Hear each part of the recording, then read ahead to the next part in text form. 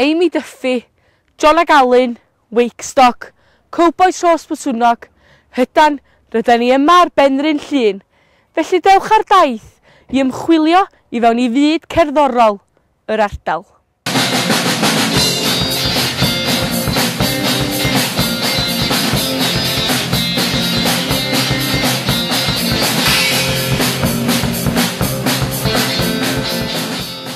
Yn ystod y 10 munud nesaf, awn am daith o amgylch y Pen Llyn i ddatgelu talentau newydd, holi'r cyhoedd a chael cipolwg ar ddigwyddiadau cerddorol. Mae nifer o unigolion yr ardal wedi cymryd diddordeb mawr mewn cerddoriaeth. Rhai'n gobeithio cael gyrfa yn y maes ac eraill yn ei fwynhau fel hobi. Rhai o'r rhain sydd yn chwarae mewn band am hwyl yw Mark Davies a Gwenan Griffith.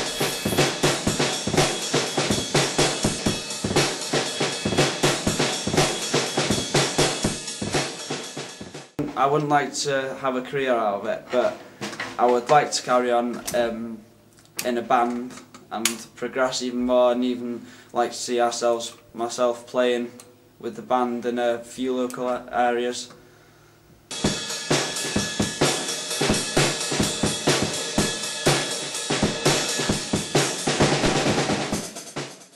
There's a lot of potential for the, young people like myself to start bands and get themselves noticed, really.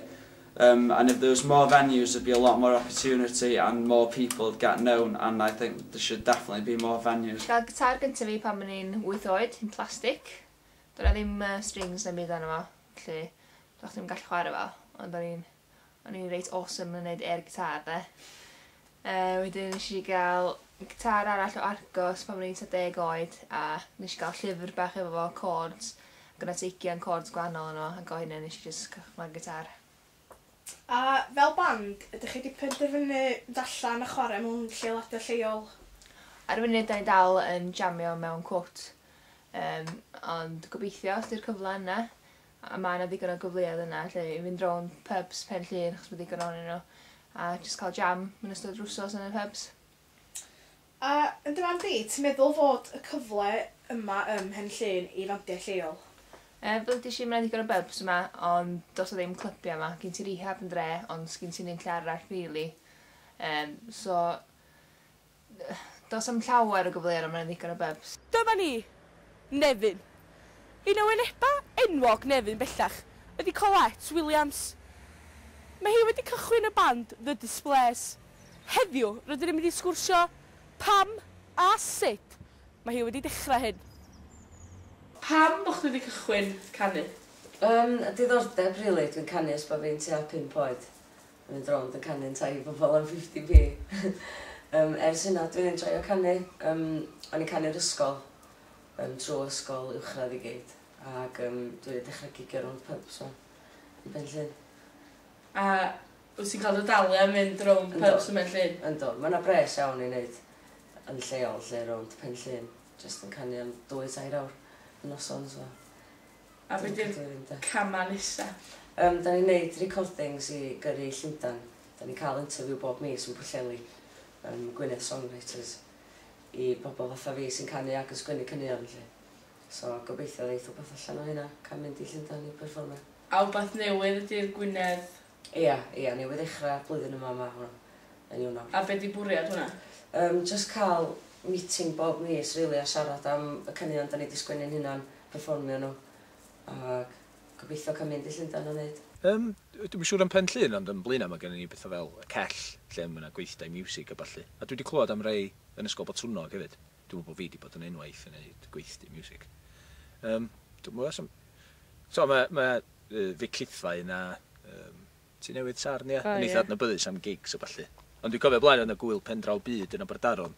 A hwnna'n un o'r gwyliau gorau. Roedd gwyl pen draw byd yn un o wyliau mwyaf yr ardal yn y gorffennol, yn ogystal â Cau y Nefyn a gwyl Nantgwytheirn, ond heb os nag o'n i bai yr enwocaf yw Wakestock.